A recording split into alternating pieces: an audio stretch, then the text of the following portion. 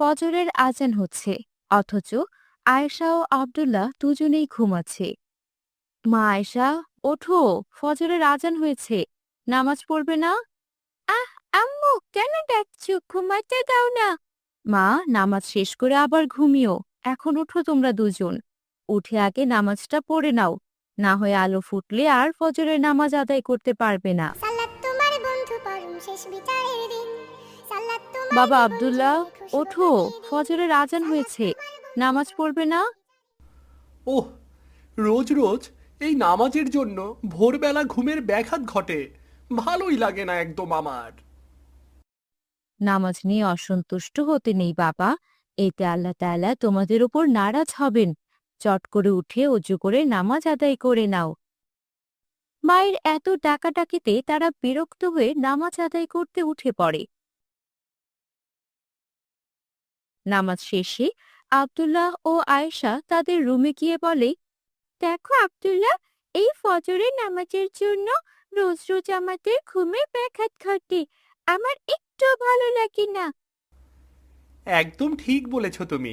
দেখো, কাল থেকে আমাকে যতই ডাকুক, আমি একদম ঘুম থেকে উঠব না, একদমই উঠব না। আমিও না। হুম।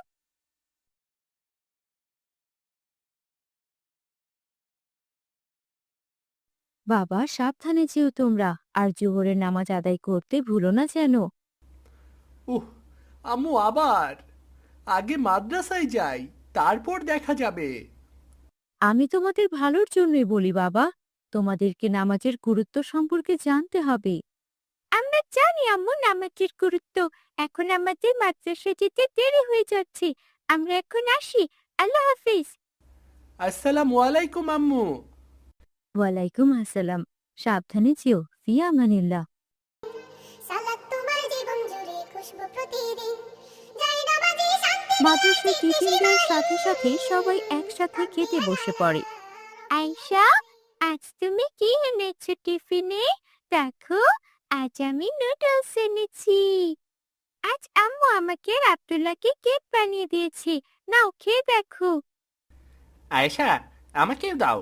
আর এই নাও, আম্মু আজ ডালের চপ করেছে। কেকটা ভীষণ মজা। সত্যি, আন্টি খুব ভালো কেক বানাতে পারে। হ্যাঁ, একদম ঠিক বলেছো। খুব মজা হয়েছে খেতে। তখনই জোহরের আজান শোনা যায়।